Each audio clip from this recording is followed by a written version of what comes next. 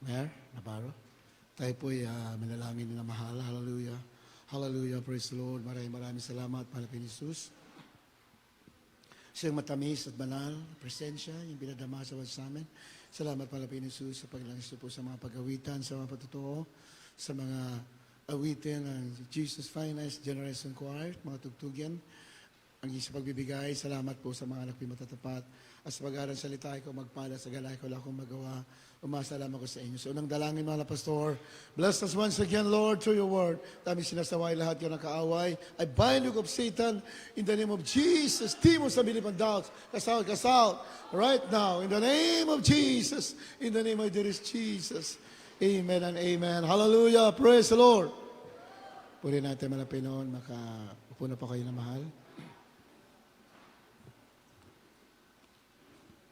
Una sa lahat, nais ko po na magbigay ng pinakamataas na pagpupuri at pagsamba sa ating pinakamahal na Panginoon Jesus, ating Diyos na buhay, makapangyarihan sa lahat. Nais ko rin po magbigay galang sa ating, I'd like also to give an acknowledgement and greetings to beloved Pastor Evangelist Willie Estrada Almeida, the end-time prophet for loving God. And we always remember and cherish the blessed memories of our beloved Assistant Pastor, Linas Almeida, our beloved Mama Dear, sa kanilang mga beloved children. Tayo nabati ko rin ating mga beloved preachers, beloved elders, prayer warriors, beloved co-workers, mga instrumentalists, mga awit, sa ating mga webcast viewers, at sa inyo lahat, kinamahal. Magandang hapon po. Purihan naman po. Kindly pakibasa. Romans chapter 8, verse 32 up to 39.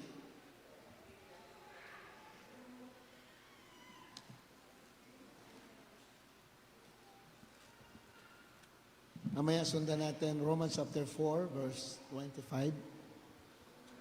Dito po sa Aklat ng Roma, Kabanatang 8, talata 32 hanggang 39. Siya na hindi ipinagkait ang kanyang sariling anak, kundi ibinigay dahil sa ating lahat. Bakit hindi naman ibibigay sa atin na walang bayad ang lahat ng mga bagay? Sino ang magsasakdal ng anuman laban sa mga hirang ng Diyos? Ang Diyos ay ang umaaring ganap. Sino ang hahatol? Si Kristo Jesus na namatay. Oo, yaong nabuhay na magmuli sa mga patay, na siyang nasa kanan ng Diyos, na siya namang namamagitan dahil sa atin. Sino ang maghihiwalay sa atin sa pag-ibig ni Kristo? Ang kapighatian, o ang kahapisan, o ang pag-uusig, o ang kagutom, o ang kahubaran, o ang panganib, o ang tabak. Gaya ng nasusulat, dahil sa iyo kami pinapatay sa buong araw, kami ay nabilang na parang mga tupa sa patayan. Talatang 37, hindi, kundi sa lahat ng mga bagay na ito, tayo higit pa sa mga mapagtagumpay sa pamamagitan na yaon sa atin ay umibig, sapagkat ako'y naniniwalang lubos na kahit ang kamatayan man, kahit ang buhay, kahit ang mga anghel, kahit ang mga pamunuan, kahit ang mga bagay na kasalukuyan, kahit ang mga bagay na darating, kahit ang mga kapangyarihan, huling talata, kahit ang kataasan, kahit ang kababaan, kahit ang alinmang ibang nilalang, ay hindi makapag-ihiwalay sa atin sa pag-ibig ng Diyos na nasa Kristo Jesus na Panginoon natin. Amen. One of the greatest weapons of Satan is condemnation. Yan tandaan natin, mahal. Pinaka-epektibong sandata ng kaaway yung i-condemn yung mga Kristiyano. Although hindi naman niya nababasa yung mind natin, pero kaya niya mag-inject, kaya niya maglagay ng mga negatibong isip, magtanim sa mind natin. So condemnation is our number one element that can make the Christian weak. Pwede kang gawing mahina dahil kukundim ka ng kaaway na mahal. Kaya nga, we have the Word of God. Meron tayong salita ng Diyos. Because the Word of God is the sword of the Spirit. Sabi na masulatan. Tabak ng Espiritu. Tabak. We have to make an offense. Kailangan marunong kang umatak, minamahal. Hindi pwedeng kaaway laging atak sa'yo. Amen ba, minamahal? Pag umatake ang kaaway sa'yo, meron kang defense. You have a defensive move. Then hindi palagi kang inaatake. Kasi pag lagi kang inaatake, kahit nang iwas mo, tatamaan ka. Kailangan marunong ka rin umatake. Ano ito sabi? Praise the Lord. You know how to defend yourself and you know how to attack. Ang labanan na mahal, hindi pwede lagi ka lang inatake. Kailangan marunong ka rin umatake. Kahit sa digmaan, sa physical na digmaan, pag yung kalaban, kahit gaano mo kalakas na army, yung grupo mo masyado, kahit gaano kalakas yung grupo mo, yung hukbo mo, pag hindi ka umatake, matatalo ka ng kaaway mo. Kaya ganun din sa spiritual. You know how to defend and you know how to attack. At yan takot ang kaaway. Pag anak ng Diyos, marunong umatake. Hallelujah! Amen? Sa Biblia, minamahal, there are a lot of ways how to attack the enemy and how to defeat the enemy. Marami mga paraan sa Biblia, paano ka umatake. At pag umatake ka, diyan mo matatalo ang kaaway. Kasi madalas sa atin, tayong inaatake. Kaya, nangyayari, tayo yung nanlulumo, tayo yung humihina ng panampalataya, yung not only in the spirit, we are being attacked, but even in the physical aspects of life. Kahit yung physical natin are being attacked by the enemy. Paghayaan natin yung kaaway natin gagawin yan, babagsak ka. You have to attack the enemy. Hallelujah! Amen? Anong sandata natin? Nasa Biblia, our number one weapon is the Word of God. Salita ng Diyos. Sinabi ng Biblia, I am the Lord that healeth thee. Ako ang Panginoon nagpapagaling. Hawakan mo yan, gawin mo sandata yan. Kahit ganong pag-atak ng kaaway sa physical mo, isang araw magtatagumpay ka. Hallelujah! Yan po, kaya nga may tayong Word of God eh. Kailangan natin umatak. Kailangan natin sumugod. Sabi ng Ephesians 6, ang ating paa ay masakbatan ng Ebanghelyo. Our feet should be shod with the preparation of the gospel of peace. Nandiyan yan, Ephesians. Basahin mo na natin bago yan. Bago natin ituloy yan, naman. The book of Ephesians, chapter 6, verse...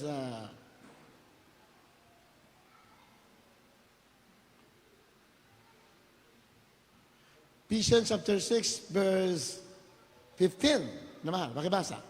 Bakibilis lang. Dito po sa aklat ng mga taga-Epeso, kabanatang 6, talata 15. At ang inyong mga paa ay may pangyapak na paghahanda ng ebanghelyo ng kapayapaan. And your feet shod with the preparation of the gospel of peace. Ang iyong paa ay, sa Tagalog yun? Na pag-iyapakan ng ebanghelyo. Ang hina kasi ng sound eh. Hindi maintindihan. Yung pagbabasa natin, kailan malinaw, inamahal. Pakiulit yun kasi mahalaga yan. Word of God yan, inamahal. Sa aklat ng mga taga-Epeso, kabanatang 6, talata ay 15. At ang inyong mga paa ay may pangyapak na paghahanda ng ebanghelyo ng kapayapaan. Hindi ko pa rin maintindihan. Pakiulit. Huwag natin, dito dahan-dahan lang. Ng taga-Epeso, kabanatang 6, talata ay 15. At ang inyong mga paa ay may pangyapak na paghahanda ng ebanghelyo ng kapayapaan. Your feet should. Ibig sabihin, yung paa mo, nilalakad mo yan dala ang ebanghelyo. Ibig sabihin, humahayo ka. Amen? Yan po meaning. Your feet shod with the preparation of the gospel of peace. Sa maikling salita, kasi hindi ko rin maintindihan talaga yung binabasa. Ibig sabihin nun, yung paa mo, nilalakad ka, dala mo ebanghelyo, humahayo ka. One of the weapons of the Christians, one of the armory of the Christian. Yung mga sundalo na mahal, mayroon silang kampo, mayroon silang, nung araw nagtitraining pa kami sa ROTC, nung araw. Nakarating kami dyan sa UP Diliman, titraining kami dyan, ROTC, nung araw. Binuksan yung isang kwarto doon na pakalaki. Daming armas, sinamahal. Pinakita sa amin.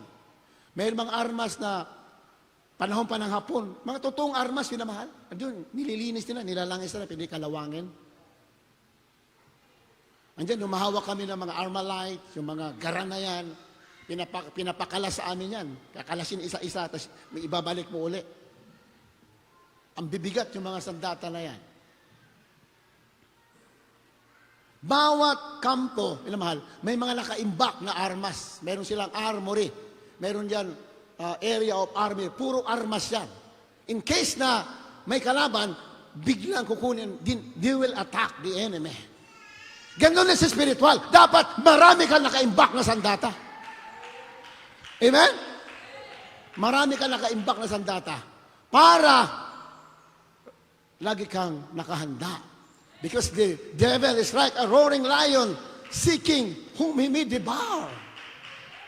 Araw-araw ang kaaway na mahal, patulad ng leon o matungal yan, naghahanap ng kaya masisila. He's like a roaring lion. Leon o matungal. Katulad daw sa ng leon o matungal. Ano ba ang itsura ng leon o matungal? Pag yung leon o matungal, nakangangayan, handang sakmalin yung kanyang biktima. Amen ba? Siyempre pag umatungal ng leon, yung nakakarinig o kaya malapit ka sa leon, you will be intimidated. Matatakot ka. At tungal pala, matatakot ka. Mahal. Ganyan po yung trabaho ng kaaway.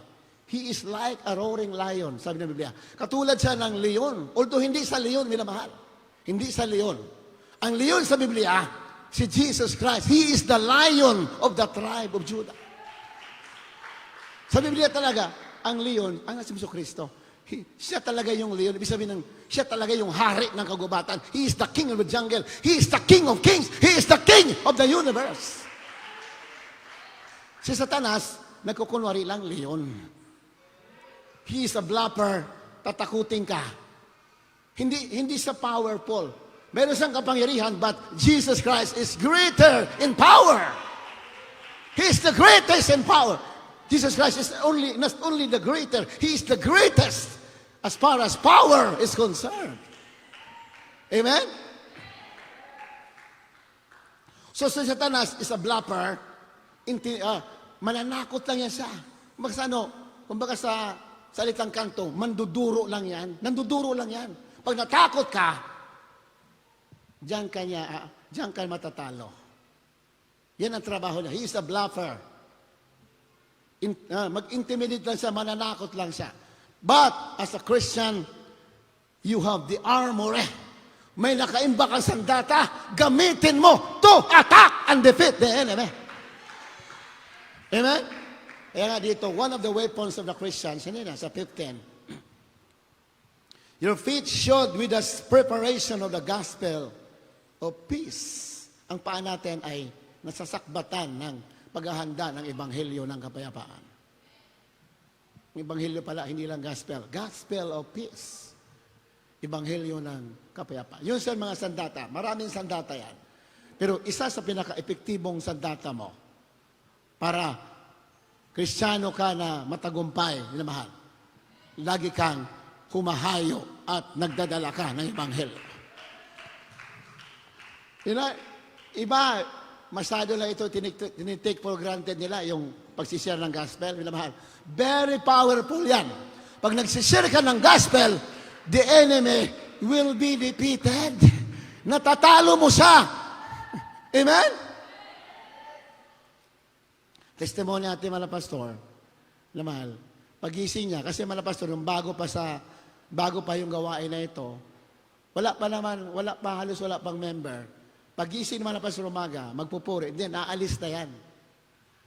Dala-dala yung malaking bag, puno yan ng mga tracts, yung mga leaflets, yung mahal na, yung mga tracts ba, mababasahin about sa gospel. Para madali ka maka-approach sa tao, ipamimigay mo yon, di ba? May nakasulat doon, the gospel, Jesus Christ, died, paano ko mapatawad. Maraming mga tracts yan eh. Yung mga tracts na yan, nahihingi yan sa mga Bible Society. Nahihingi lang yan, minamahal. So, may dala man na pastor, isa sa mga layuli, bakit may dala kayo? Kasi mamigay ka sa tao. Madali kasi magsimula ng gospel pag mayroon ka ibibigay sa tao. Kasi mahirap mag-approach eh. Mahirap di mo kilala. Mahirap naman pumasok eh. Kailangan mayroon ka ibibigay, madali ka makapagsalita. So pag nakapasok ka ng salita, keep the ball rolling. Simula na yan. Maroroll mo na yon. Pag simulan mo na yon, una, mahirap magsimula. Pero pag simulan mo na, ayaw mo lang tumigil. Tuloy-tuloy na yun. Marami ng tao, malalapitan mo. Ganun po ang gospel. Ganun sa kahalaga. Akala mo walang kabuluhan yan? Hindi mo alam. Habang nagsishare ka, yung kaaway, takot na. Bakit? Bumababa yung power ng Diyos. Amen? Di, ganun man pastor. Maaga, tapos magpure, dala yung bag, puno ng traction. Puno ng mga babasahin yon para, ang purpose talaga nun, para ma-approach mo yung tao.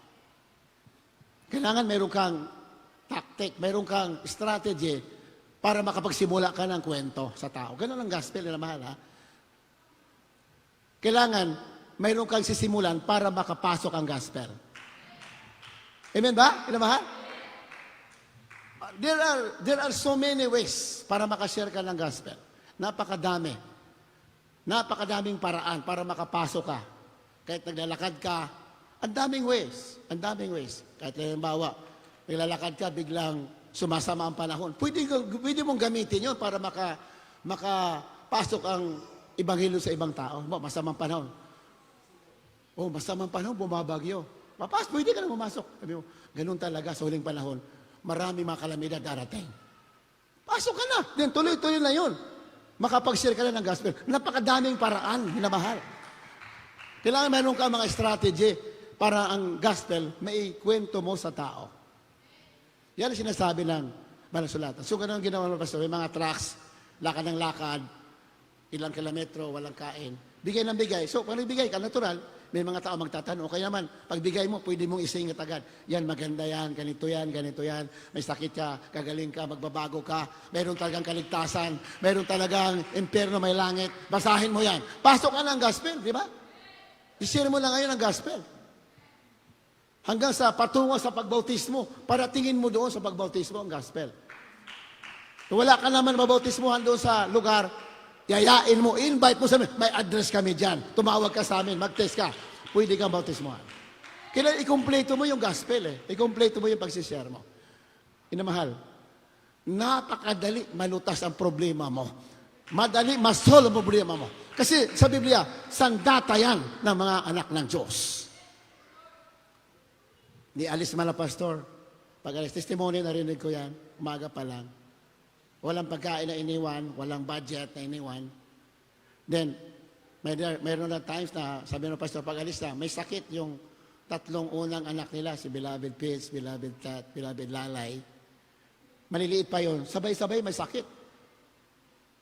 Mayroon mga tigdas, testimony narinig ko.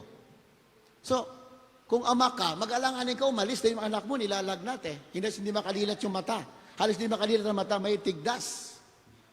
Pero sabi ng pastor, gawa ng kaaway ito, para hindi ako makagawa sa kanyang kalooban.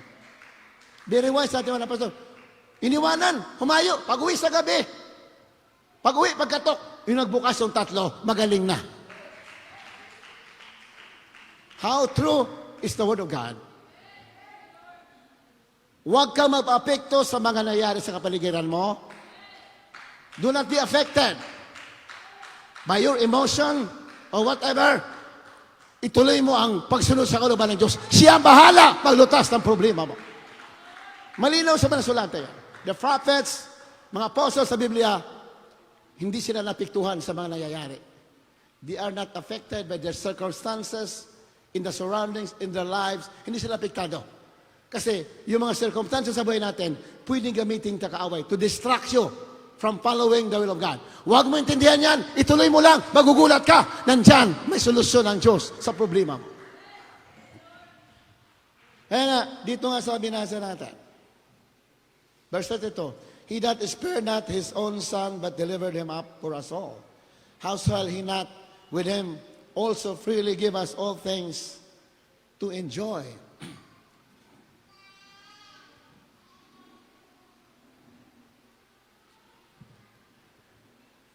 Pasensya na kayo naman, sinisikmura talaga ako dahil itong area namin, sabi ko bakit ibang amoy dito sa Precious area? Yun pala, binaha daw pala, yan umulan, yung umulan pala, hindi pala nalinis maayos yung linoleum dyan na napasukan yata ng mga tubig ulan. Kaya iba yung amoy, kaya kanina pa ako sinisikmura. Gusto ko nga lumabas eh. Kasi pag umikot naman ako dito, ibang amoy din naman makikita mo, pamaamoy mo. Tiniis ko na lang. Kaya nga sinisikmura ko.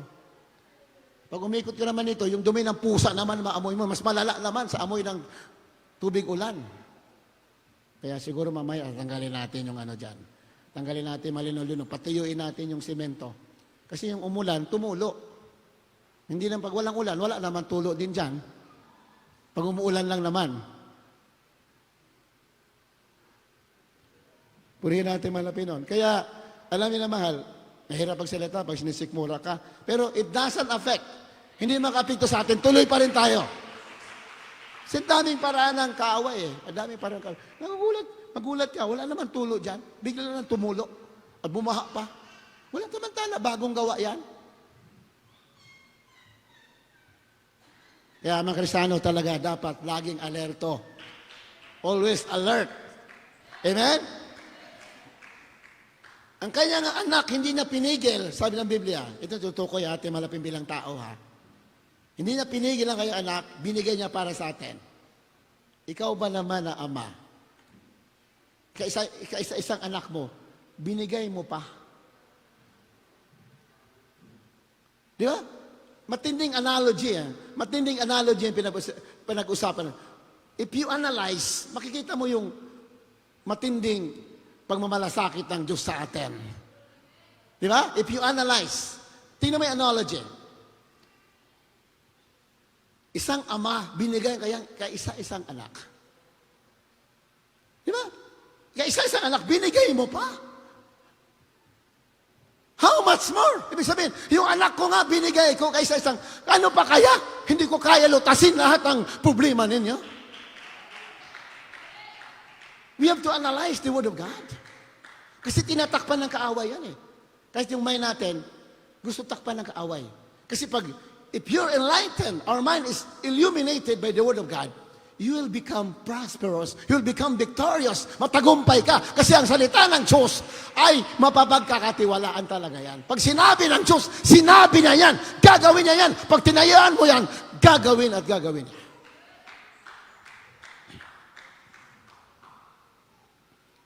Binigay kay anak, how shall He not with him also freely give us all things? Yung kaya isang anak, kanya binigay. Hinayaan niyang maghirap, hinayaan niyang magtiis, hinayaan niyang mamatay.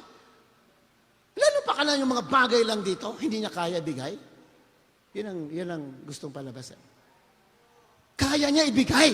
Yung kaysa isang anak ka, binigay. Lahat ng bagay, kaya rin ibigay sa'yo. Yung pinakamalaga sa kanya, hinayaan niyang mawala sa kanya. Lalo na yung kailangan mo dito habang nandito ka. Spiritual, financial, physical, material things can be given to you. If you believe the Word of God, sumasampalataya ka, kaya gawin ng Diyos para sa'yo.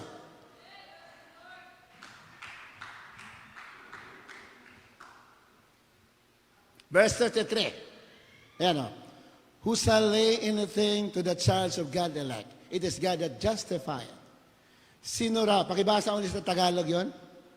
Oh, medyo dahan-dahan na para maintindihan natin. 8:33, napakaganda nito yung mahal. 8:33 ng Romans. Dito po sa aklat ng mga taga-Roma, Kabanatang 8, talata 33, sino ang magsasakdal ng anumang laban sa mga hirang ng Diyos? Ang Diyos ay ang umaaring ganap. Sino magsasakdal sa mga hirang ng Diyos? Sino magsasakdal? Sino pwede magsakdal sa'yo? Sino pwede magsira sa'yo? Sino pwede mag-down sa'yo? Yan ang ibig sabihin.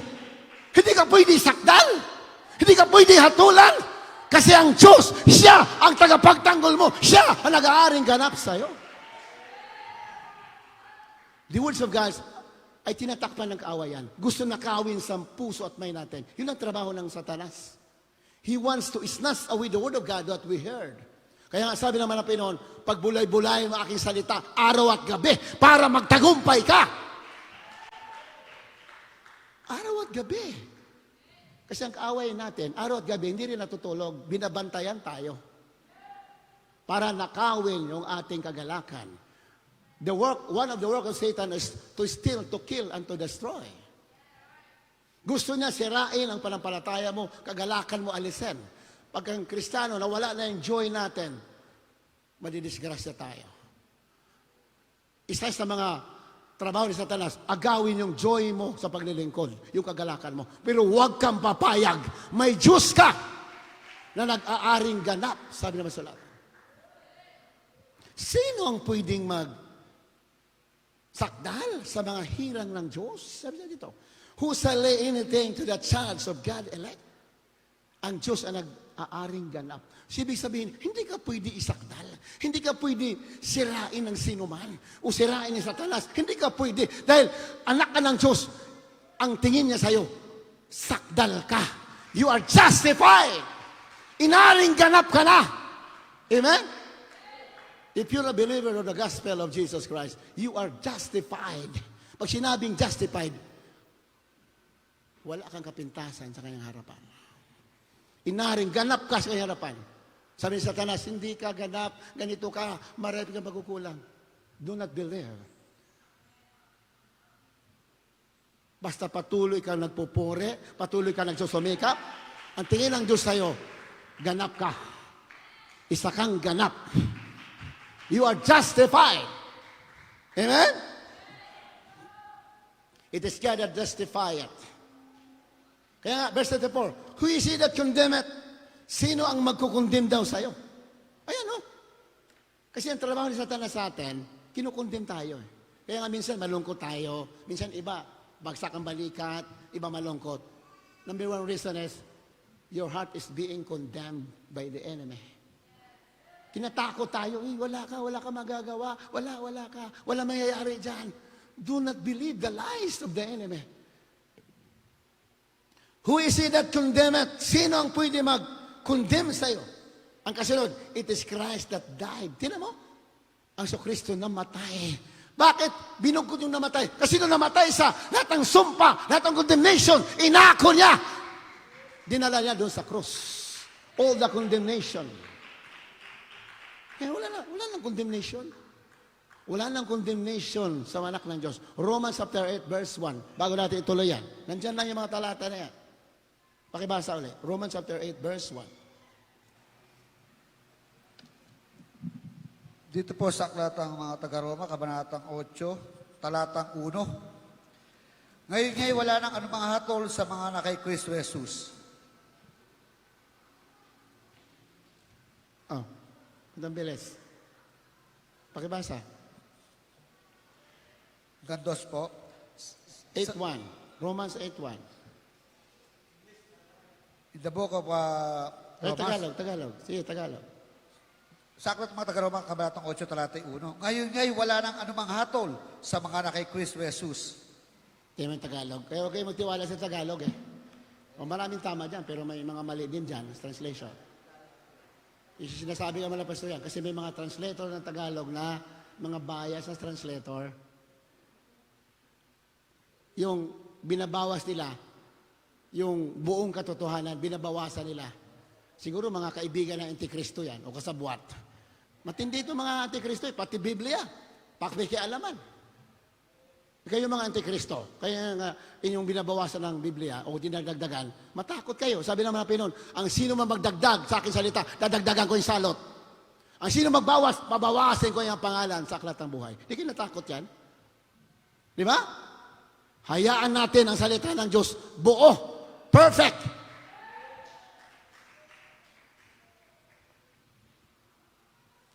There is therefore now no condemnation to them in Christ Jesus. Pinutol.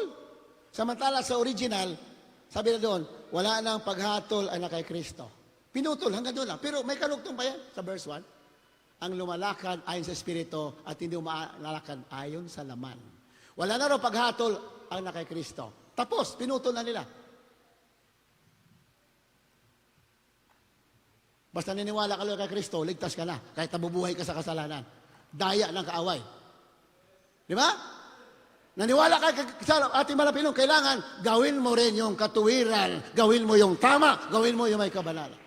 Sa kanila, basta naniwala ka na, ako'y naniwala sa kay Kristo, ligtas na ako, daya yan! Maniwala ka at gawin mo yung nararapat mong gawin bilang anak ng Diyos. Wala nang paghatol na kay Kristo, na lumalakad hindi ayon sa laman, kundi lumalakad ayon sa Espiritu. Wala na paghatol, hindi ka nahatulan. You'll never be condemned if you walk not after the flesh, but you walk after the Spirit. Anong sinasabi ng Biblia na lumalakad ayon sa Espiritu? Pag mayroon lumihila sa iyong kasalanan, tumatakbo ka. Yan lumalakad sa Espiritu. Tumatanggi ka. Amen? Yung malakad sa laman, kahit na alam mo na mali yan, ginagawa mo pa rin. Ang tawag yan, lumalakad. Kristiyano ka nga, pero lumalakad ka sa laman. O lumalakad sa Espiritu, katulad ni Joseph. Alam niyo ang buhay sa Biblia ni Joseph, di ba? Si Joseph po ay isang bilanggo doon sa Egypt. Pinagbili. Alam mo, pag Kristiyano ka talaga, pag anak ng Diyos, pag believer ka, marami kang mga pagdadaanan na unfairness. Para sabihin, it is very unfair. Pero kung si Joseph walang kasalanan, pinagpili ng kayang mga kapatid. Then, nung nandun na siya sa Egypt, nasa Egypt na siya, binili siya ni Potiphar, isang captain of the guard ng hari ng Egypt, na King Pharaoh. Nung na siya nagtatrabaho doon, lugod na lugod yung kayang amo si Potiphar. Ano nangyari? Itong ginamit naman ng Satanas, yung asawa ni Potiphar. Kasi yung si Potiphar nandun sa palasyo trabaho. Si Joseph lang doon nagtatrabaho sa bahay. Pinagkatiwalaan siya. Sabi nung asawa ni Potiphar, na prinsesa, Joseph, sipingan mo ako. Ayan mo? Sipingan daw. Hindi ako may sabi ng Biblia. Si Joseph lumalakad sa Espiritu. Sabi niya, hindi ko magagawa yan. Mayroong Diyos at ako'y pinagkatiwalaan ng aking amo dito. Lahat ng bagay, hindi nagay sa aking kamay. Hindi ko magagawa yan. Palakpakan natin, mahal na Panginoon. Yan ang lumalakad sa Espiritu. Amen? Pero hindi lumalakad sa Espiritu, hinahabol pa nga yung kasalanan. Ito si Joseph, lumalakad sa Espiritu, hinabol ang kasalanan, tumakbo. Kaya nga, siya ay itinaas ng Diyos, ginawang punong ministro ng Egypt. Matindi, isang alipin, ganun pala ang Malapinon. Bago ka itaas, bago ka magpalain, dadaan ka sa maraming pagsubok. Pero mo, unfairness, wala siyang kasalanan, pinagbili, pinag-initan ng kanyang kapatid, inapi. Pagdating doon, ibinilanggo, walang kasalanan, pinagbintangan. Nung dumating si Potiphar, sabi ng babae, nagsinungaling. Kasi nga, hawak-hawak niya yung damit ni Joseph eh. Kasi hinila na si Joseph, itumakbo, naiwan yung damit. Sabi, itong dinala mo dito na alipin na Hebreo, gusto ako gawa na masama. Yung asawa naman, hindi alam na ito palang babae na gustong gumawa na masama. Itumakbo si Yeshua ng damit, gusto ko gawa na masama. Ano nangyari? Pinakulong si Joseph, walang kasalanan. Pero, pag anak ka ng Diyos, isang araw, lalabas ang katotohanan. Amen? Ano man ang huli? Si Joseph, itinaas alipin, ginawang segundo sa hari sa Egypt. Kaya anak ng Diyos, kung gusto mo palain, kahit ikaw nanonood sa bahay mo, gusto mo itaas ng Diyos, tiisin mo mga pagsubok, tiisin mo, kahit na dinadown ka, kahit na binubuli ka, matuloy ka, lumayo ka sa kasalanan, gawin mo ang matuwid, isang araw, itataas ka ng Diyos. Basta lumalayo ka sa kasalanan, kahit na nasasaktan ka na, pinipigil mo ang sarili mo, na mahal, isang araw, itataas ka ng Diyos. Malinaw yan sa Biblia. Malinaw yan. Kaya dapat pag naka ng Diyos, baliwala sa mga pagsubok. Trials are stepping stones to you. Stepping stone yan para masunod mo ang kalooban ng malapit. Although may mga konti struggle, of course, meron ka, masasaktan ka, ano ka, pero go on, follow the will of God. No matter what the cost. Amen? Nambiro na si kalaban natin is sarili natin. Yung laman natin, yan ang hadlang para matanggap mo yung pagpapala ng malapit. Yung laman natin. Kaya, huwag pagbigyan ng laman mo. Supilin mo talaga yan. Yung laman mo, supilin mo yan. Kung gusto mo, itaas ka ng Diyos. Gusto mo ng pagpapala, gusto ng Diyos yan. Kung gusto mo ng pagpapala, mas gusto ng Ama sa langit yan. Masil sa Biblia, malinaw yan. Napakalino, napakasulat sa Biblia, nakasulat. Kahit hindi mo pa naisip na ng Diyos, ibibigay sa iyo. Pero bago ibigay sa iyo yan, susubukin ka ng ating malapit. Kailangan marunong ko tumanggi sa kasalanan. Number 1 trials is the flesh. Hayaan ng Diyos subukin ang laman mo. Pero pag nagtagumpay ka dyan, lahat ng pangako niya, ibibigay sa iyo. Malinaw yan. Ang dami sa Biblia. Joseph is the number 1 example. Joseph, malayo siyang gawin. Kasi he is trusted ni Potiphar. Pinagkatiwalaan, lahat ng kanyang sambayan, siya may hawak lahat. Pero hindi siya natukso. Kaya, anong ginawa ng Panginoon? Ginawa siyang segundo sa hari. Biro mo alipin, ginawang segundo sa hari. Panapakan natin, mahal na Panginoon. What a lesson! Isang aral sa atin lahat, anak ng Diyos. Kahit na nasasaktan ka, tiisin mo lang. Gawin mo lang yung tama! Isang araw, itataas ka ng ating mahal na Panginoon. Kaya nga, pag Kristiyano ka, maraming tukso talaga yan. Kaya, iwas ka talaga. Tanggi sa likod, tanggi sa kaliwa, tanggi sa kanan, tanggi sa harap. Tanggi ka ng tanggi, ganyan. Kung gusto mo pagpapala at tagumpay, marunong at tumanggi sa alok ng kaaway. Hallelujah.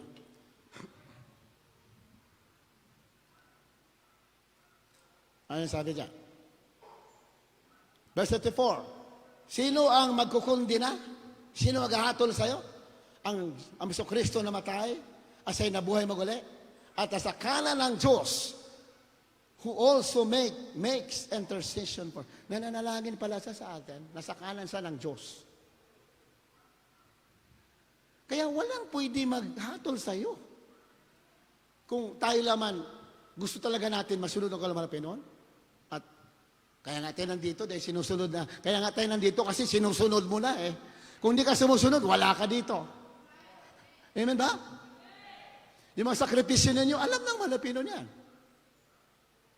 Kaya kayo nandito, despite na marami kayong mga struggles, nandito kayo. Ibig sabihin yan, inunan nyo ang ating mahal na Panginoon. Kaya walang pwede maghatol sa'yo. Ang umatol naman talaga sa atin, gusto sumira sa atin, hindi naman tao eh, demonyo. The devil will create circumstances. The devil will create circumstances that can destroy, so that he can destroy you down. Ang kaaway, gagawa siya ng mga pangyayari para sirain ka. Ganyan ang kaaway ka, wise. Pero huwag natin kalimutan, Jesus Christ is the Lion of the tribe of Judah. Siya talaga yung leon. Pag siya'y kumilos sa buhay mo, tiklop lahat ang gawa ng demonyo. Pag siya'y kumilos. Kaya huwag ka magpa-intimidate sa kaaway. He is like a roaring lion. Ang Satanas, parang leon lang. Ginagaya lamang ang malapino. Pero hindi siya tunay na leon. And the true lion is Jesus Christ. Pag umatungal yan, tiklop lahat. Pati impyerno, umaalog yan. Walang pwede umobra sa kanya. Ganyan ang Diyos mo. Amen? Kaya dapat, lagi ka nagpupure para lagi rin umatungal ang leon. Ang ating malapin, the true lion. Who is in the right hand of God, who make it intercession for us. Nasa kanan na siya ng Diyos. Ito, napag-aralan natin dito. Nasa Hebrews nakasulat yan. Bilang tao na siya umakyat sa langit, meron siyang office doon. Intercessor. One of the offices of Lord Jesus Christ as a man, as Savior, is intercessor. Namamagitan siya. Lagi niya tayo pinagpipray. In-intercede tayo. Kaya nga, pag umahawa ka sa salita ng Diyos o sumasampalataya ka sa kanyang ginawa sa'yo, hindi ka kailanman matatalo ng kaaway. Hindi ka matatalo ng dyablo. Hindi ka matatalo ng tukso. Hindi ka matatalo ng kahirapan. Kahit na nahulog ka na, kaya ka pa ibangon basta sumasampalataya ka. Amen? Yan, pag ibinangon ka na, huwag ka nang babalik muli. Di ba? Pinatawad ka na. Binigyan kayo ng chance ng Diyos para magbago. Huwag mo nang balikan. Hallelujah! Amen? Di ba mayroong babae na huli sa pangangalo niya? Sa Biblia nakasulat, sa Aklatan 1. Nahuli. Dinala ng mga Pariseo doon. Sa harapan ng mga Pinoon. Sabi ng mga Pariseo, mahal na Pinoon, ito yung babae. We caught her in the act of adultery. Na sa akto ng pangalo, nahuli namin. Kaya dinala. Di ba? Sabi ng kautusan, pag may nahuli ganyan, babatuhin lang sa mamatay. Ganyan ang batas ni Moses nung araw. Batuhin hanggang mamatay. Nahuli sa mga niya, patayin sa magitan ng bato. Anong sagot naman na Pinoon? Ang sinong walang kasalanan, siyang unang kumuha ng bato at ipukol sa babae. Tapos yumuko siya, nagsulat doon. Nagsulat. Pagbangon niya, kasi nagsusulat siya sa lupa sinabi lang niya, kasi sabi ng mga Pariseo, malapero, nakita namin yung babae, nahuli namin sa pangalo niya. Di ba sabi ng batas ni Moses, pag ganyan, babatuhin? Ang sagot naman ng Panginoon, ang sinong walang kasalanan sa inyo, siyang unang kumuha ng bato at ipukol sa babae. At yumuko at sumulat. Tagal siya nasusulat sa lupa. Hindi naman siya nasibilia, ang sinusulat Pag tayo na, wala nang tao. Wala nang tao. Sabi, sana yung mga tao? Sabi ng babae, wala na malapin. Wala ba naghumatol sa'yo? Sabi, wala, nag-alisan lahat Nung pagsalita malapin na sinabi, ang sino mo walang kasalanan, unang kumuha ng bato at unang pumukol ng bato. Inakonsinsa sila, lahat sila may kasalanan din pala. Kaya nag-alisan. Palapakan natin malapin. Di ba? Ayan ang istorya dyan. Anong sabi ng malapino sa babae? Babae, wala bang nagkundina sa'yo? Wala po, Panginoon. O sige, humayo ka. Ano sabi doon? Humayo ka at huwag ka nang magkasala. Palapakan natin. Hallelujah! Amen? Go and sin no more. At hindi, sabi naman, wala bang humatol sa'yo? Wala, Panginoon. Sabi babae, hindi rin kita, sabi naman Panginoon, hindi rin kita nahatulan. Go and sin no more. Sige, umalis ka na at huwag ka na magkasala. Hindi rin kita nahatulan. What a lesson for us. Pag pinatawad ka na, binigyan ka ng chance, huwag mo nang babalikan. Palakpakan natin, mahal na Panginoon. Hallelujah! Bakit? Pag binalakin mo pa yan, baka mayroon pang worse na mangyayari sa'yo. Ito sa Biblia. Pag binilikan mo ang kasalanan, mayroon pang masama mangyayari sa'yo. Binigyan ka ng Diyos kasi ang Diyos, He never condemns anybody. But, pag balik-balikan mo isang kasalanan, hindi na ako magkundina. Sarili mo na ang magkukundina sa'yo. Kaya, pag pinatawad ka na, binigyan ka ng chance, go and sin no more. Huwag mo nang balikan. Binigyan ka na ng panibagong pagkakataon na malapit. Jesus Christ is the giver of new beginning. Lahat ng tao gusto niya bigyan ng chance. Kahit anak ng Diyos, kahit kayo nanonood, may problema ka, ano man ang ginawa mo, bumagsak ka, natukso ka, Jesus Christ is giving you a chance. Bumalik ka! Kaya ka ibalik ng Diyos sa iyong original na kalagayan. Yung nga lang, huwag mo lang babalikan. Lagi sinasabi ng mga pastor yan, kahit anong klaseng kasalanan mo, patawarin ng Diyos yan. Mangako ka, sabi mo, Lord, ayaw ko na magkasala. Pag binanggit mo yan, ibabalik ka sa dati mong kalagayan sa harapan ng Diyos. Ganyan natin malapit. Kaya sabi dyan, kaya nga walang Kristiyano na talo Walang talunan Kasi meron kang intercessor Meron kang intercessor Yung demonyo kasi, number 1 yan na nanggugulo sa mind natin. Do not believe his lies. Anong sandata dyan para mawala yan? Magbasa ka ng salita ng Diyos, magpuri ka, then maghayo ka. Amen? Then, nasubo. This is a testimony mga pastor, di ba? Kanina, testimony natin. May mga sakit yung anak, tikdas, hindi makakita, mga pastor, umalis. Bahala malapit nun. Ako yung maghahayo. Pag uwi, yung mga anak, instant, gumaling.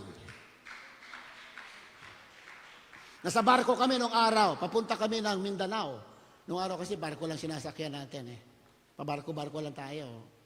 Trials pa tayo nung araw eh. Ngayon, lagi ko binabanggit sa inyo, sinasakyan namin barko, yung pinakamura na accommodation. Kasi yung barko, meron yan cabin, meron yan first class. Kami doon kami sa walang class. May first class, air condition. Doon kami, walang class, third class, economy, doon kami.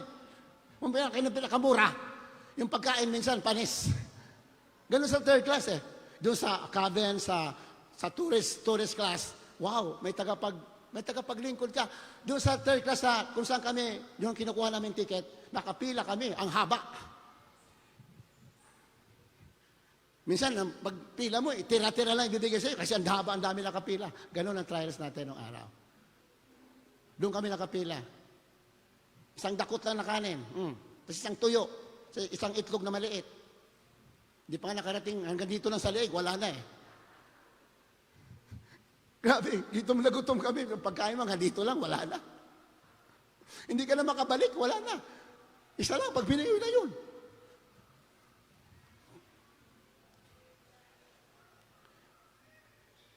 Hindi. Ito yung pagpapala. Sumasamang panahon, yung barko tumatagilid, binabahal. Kung kinakabahan din ako, sabi ko, my God.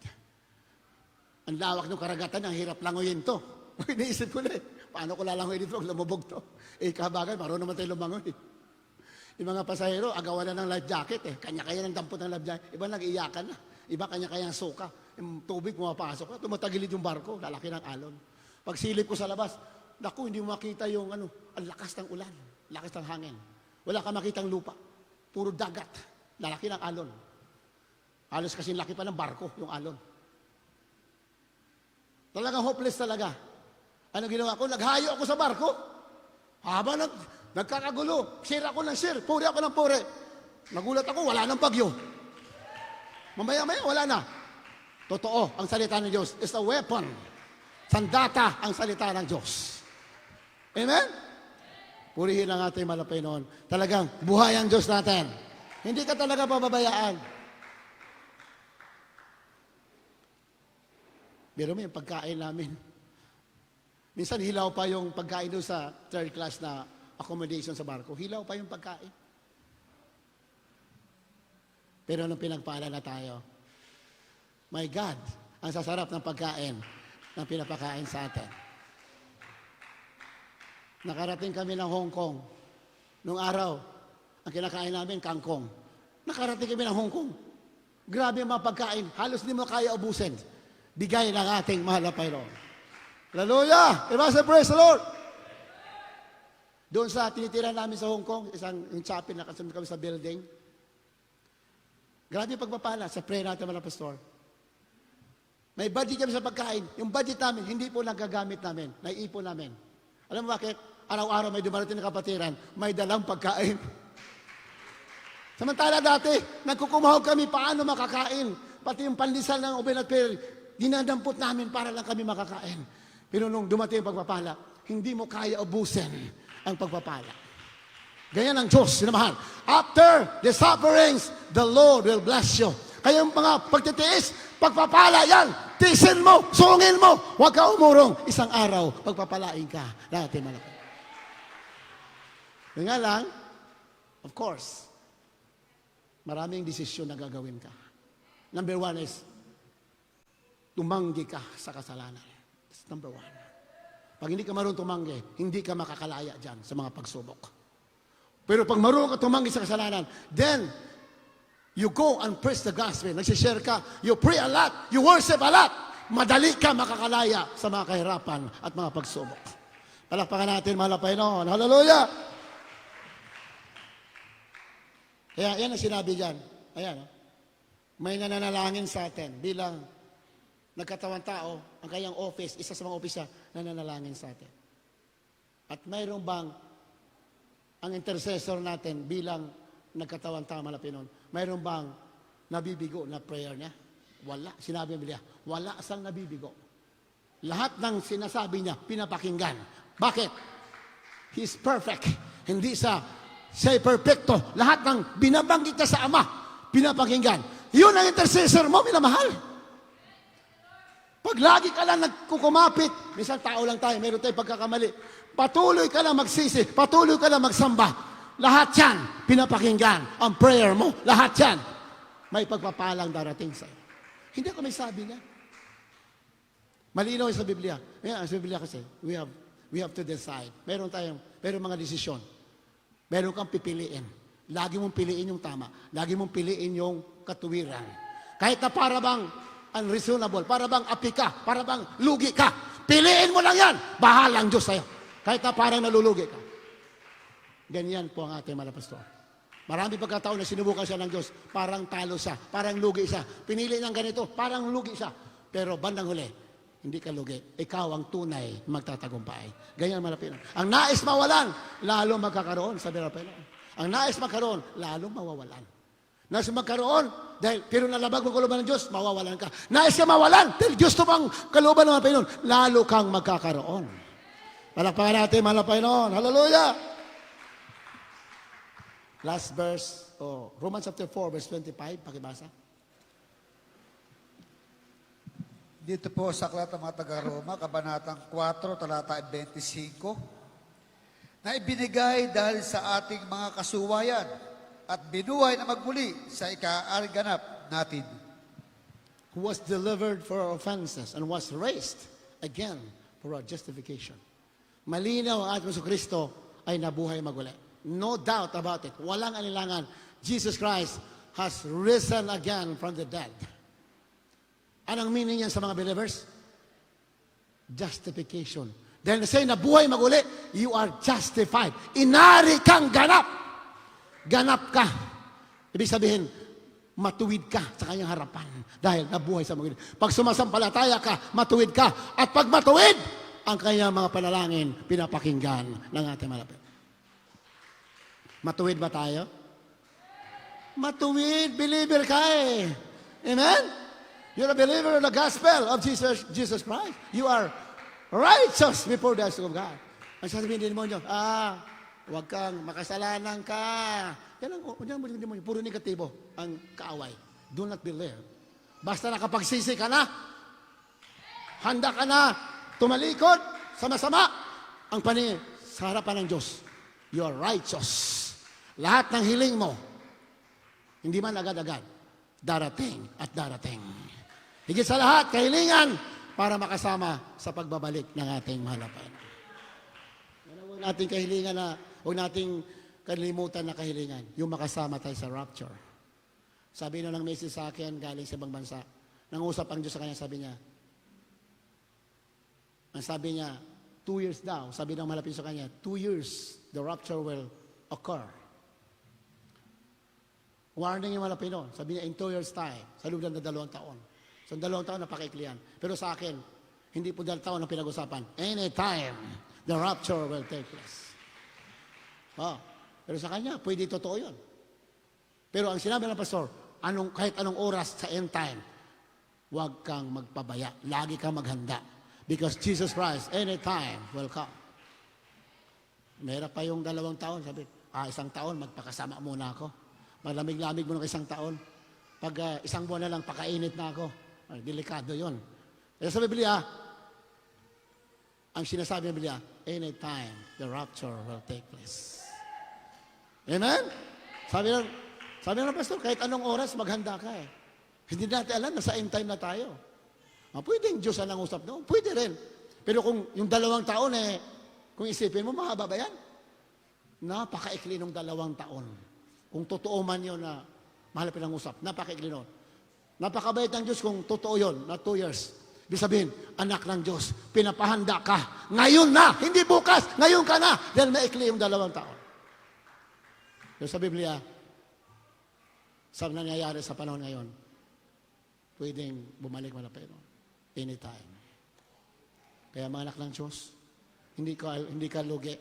Minsan may mga tayo na parang lugi tayo. Para bang nawalan ka ng pag-asa. Pero pag sumusunod ka sa kaluban ng Panginoon, yung mga nangyari sa hindi maganda, babalik ta rin ang mahal na Panginoon yan. Papalitan ng malaking tagumpay at pagpapala. Kaya habang tayo umawit, sustain the song.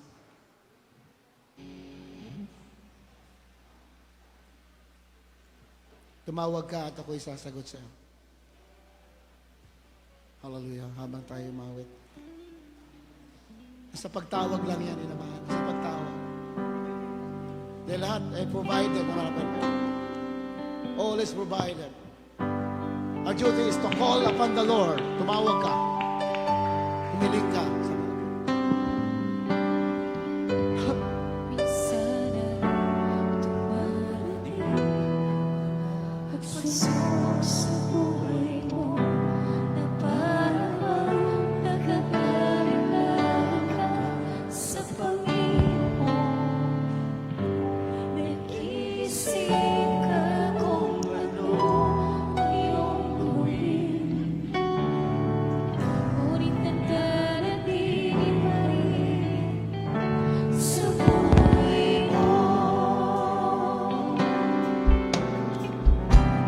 Huwag mawala ng pag-asa, kaibigan.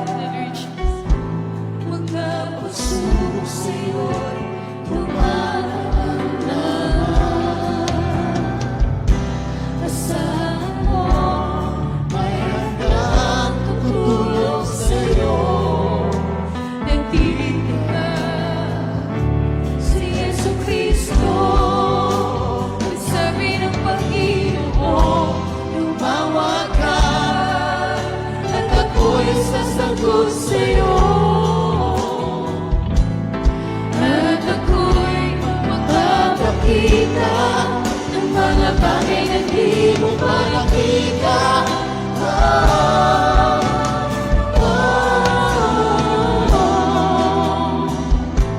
Walang imposible sa Panginoon.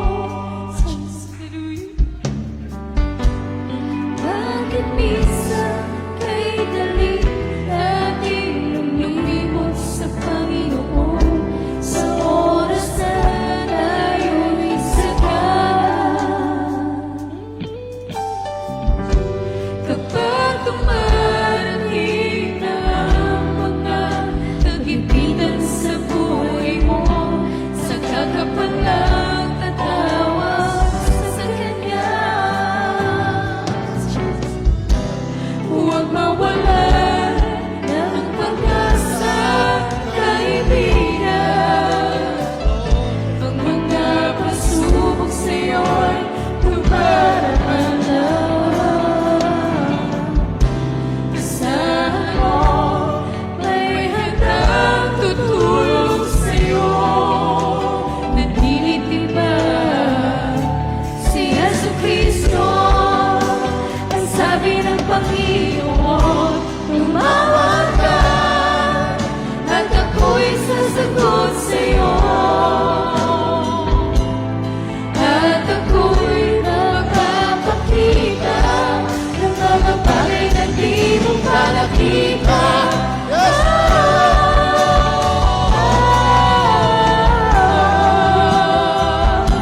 Walang imposible sa Panginoon. Ang sabi ng Panginoon, tumawag ka at ako'y sasagot sa'yo. At ako'y magpapakita ng mga bagay na di mo pa nakita.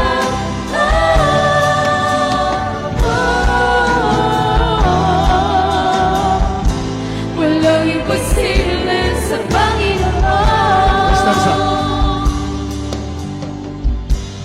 Minsan ay Habang tayo umawit, tinamahan, ang mga Bulayin natin. pagsubok sa buhay nabutihan natin, man ang Panginoon. na parang Magsisisi tayo sa ating mga pagkakamali. sa Panginoon. Lord, forgive us. Nag-iisip ka kung ano ang iyong gawin. ngunit nananatili pa rin sa buhay mo. Hallelujah. Huwag mawala ng pag-asa, kaibigan.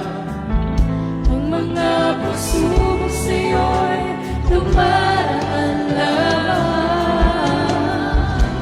Kasama mo, may handang tutulong sa'yo. Natinitiba si Jesucristo. Ang sabi ng Panginoon, tumawag ka at ako'y sasagot sa'yo. At ako'y magpapakita ng mga bagay na di mo pa nakita.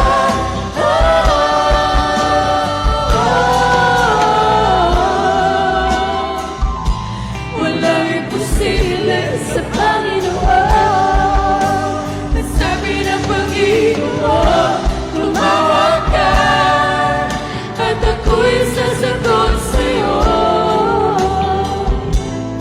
At ako'y magpapakita ng mga bagay na di mo pa nakita.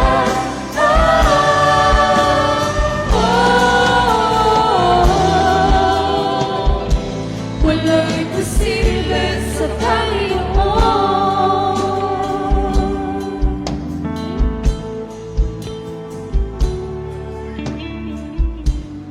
Nanalangin tayo. Hallelujah. Tumawag ka sa malapit. Anybody can come to the throne of grace. Hindi po namimili ang malapit kahit sino. Dahil nung siya'y namatay sa krus, ang tabing ng templo ay nahati. Ibig sabihin, lahat ng tao pwede lumapit sa Kanya. Hallelujah. Purihin ang malapit. Jesus Christ is not a respecter of person. Kahit sino na mahal, basta sumasampalataya ka, magmamanifest ang mahal na Panginoon sa buhay mo. Sa prayer, sa tunay na gawain ng mahal na Panginoon. By the first prayer of the man of God, ating mga pastor, na totoong ginamit ng mahal na Panginoon na langisan. Basta nagsasikap ka dito sa tunay na gawain, lahat yan, may katugunan ang iyong panalangin. Hallelujah. Hallelujah. Jesus. Umiibig ka sa katuwiran. Basta umiibig ka sa katuwiran, isang araw, pagpapalain ka. Hallelujah. Hallelujah. Jesus. Huwag ka magsasawa, tumawag sa Diyos na buhay. Diyos na makapangyarihan, na nagmamahal sa mga tao. Huwag ka magsasawa, tuloy ka sa pagpupuri sa ating mga.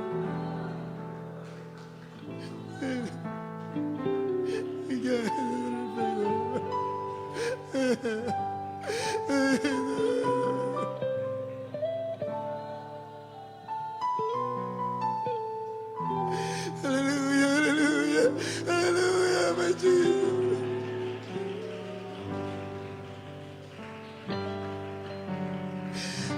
Wala ba hindi nagtatangi ng tao? Basta nagsisikap ka, hindi ka tatanggihan ng ating mahal na Panginoon. Hallelujah. Kahit anong klaseng kahinaan, kaya palakasin ng ating mahal na Panginoon. Kahit anong klaseng problema, kaya lutasin ng Diyos na buhay. Basta magsumikap ka lang. Hallelujah. Ganyan natin. It never changes.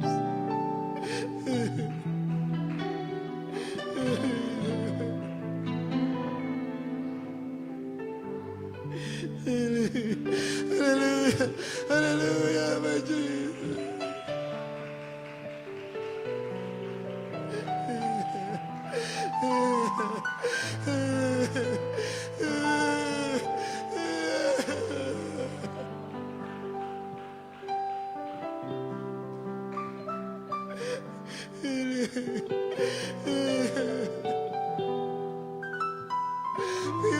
problema.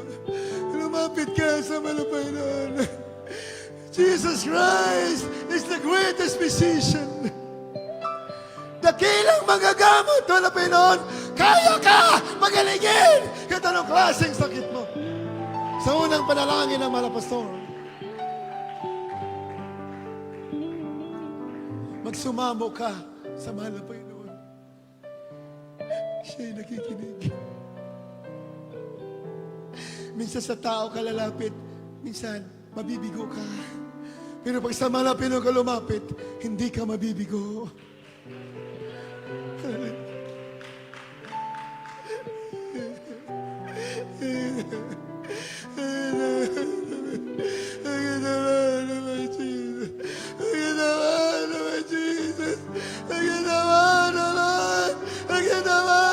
Jesus, it was a day in the beauty and holiness of my Jesus. Ang ginawa na Lord.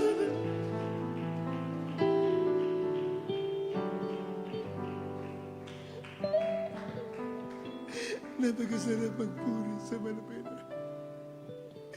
Hindi nakakapagsawa maglingkod sa Panginoon. Hindi nakakapagod, masarap maglingkod sa Panginoon. Lalakas ang iyong katawan, pati iyong panampalataya, espiritu lalakas, habang lalo ka nagpupuri sa ating mahal na Panginoon. Sa mga baguhan, hindi ko may gusto, kaya ka nandito. Maging sa mga webcast viewers, ngayon na nakatune in, hindi ko may gusto na nakakinig ka. Nandito ka nakikinig sa gawain ng ating mahal na Jesus. Ang ating mahal na Panginoon, ang nagplano para ikaw ay makalapit sa Kanya. Sa mga ngayon na nakadalo, ngayon na nakarinig, gusto mo maligtas, gumaling sa sakit, isa lang gagawin mo, maniwala kasi Ebanghelyo natin, mahal na Panginoon. Ang Ebanghelyo, mabuting balita ng ating mahal na Jesus, Diyos na nagkatawang tao, namatay sa krus ng Kalbaryo, nilibing at muli na buhay. Ang ayang dugo na banala na umaga sa krus, yun ang naglinis sa ating kasalanan. Maniwala ka lang doon. Yan ang una. Ikalawa, magsisisi po tayo. Bisa niya pagsisisi, pagkamuhi sa kasalanan. Ikatatlo, tanggapin mo bautismo sa tubig sa pangalan ni Jesus. Ikaapat, tanggapin mo pala Espiritu. Sundin po natin isang panalangin. The first time, ngayon ang mga newcomers. Sundin po niyo isang simpleng panalangin. Dakila nga sa langit, sa pangalan ni Jesus, mahal na Panginoon na tagapagligtas. Naniwala ko sa Ebanghelyo na ikaw ang Diyos ng katawang tao na matay sa krus ng Kalbaryo nang dahil sa akin, nilibing muling na buhay. Iyong banal na dugo na nabuhos, naglinis sa aking kasalanan. Mahal na Panginoon Jesus, patawarin niyo po ako sa lahat na nagawa kong kasalanan mula pa lang ako isilang hanggang sa mga oras na ito. Manapin ng Jesus, linisin mo aking puso na marumi sa kasalanan. Sa magitan ng banal na dugo na mago sa krus, ikaw napako ng dahil sa akin. Tinatanggap kita ngayon bilang sarili kong tagapagligtas. Diyos at ahanin ang aking buhay. Sa pangalan ni Jesus na aking tinanggap, ito ang aking samot dalangin.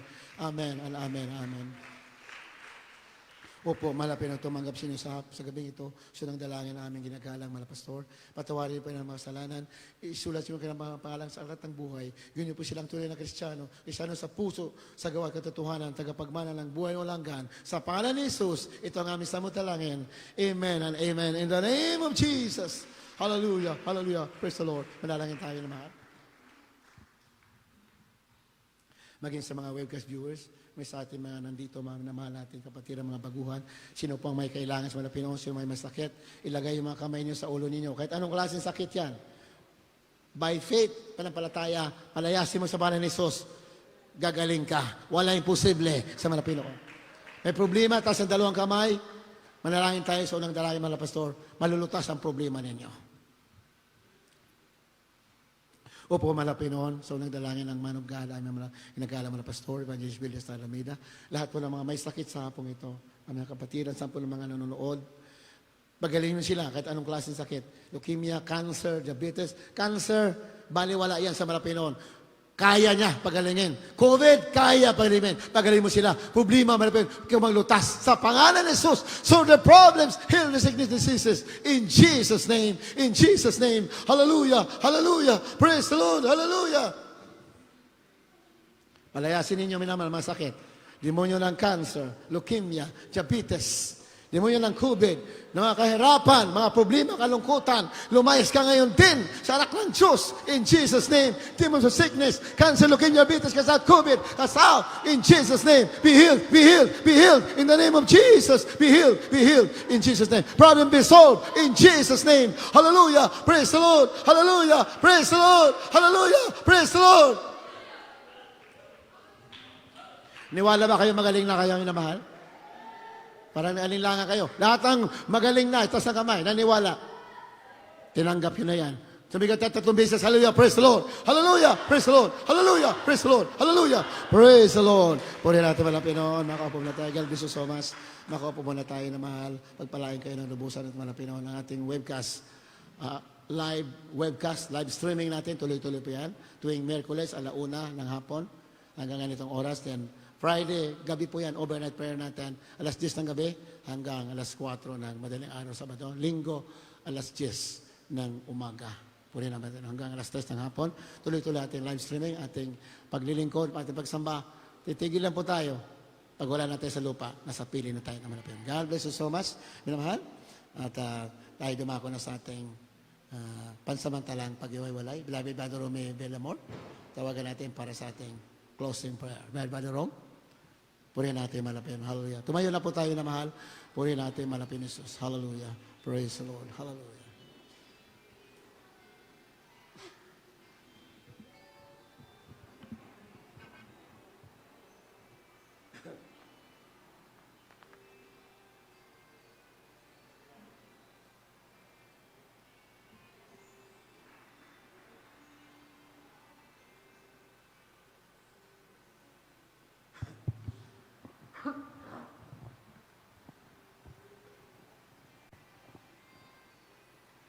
Thank you po, beloved preacher.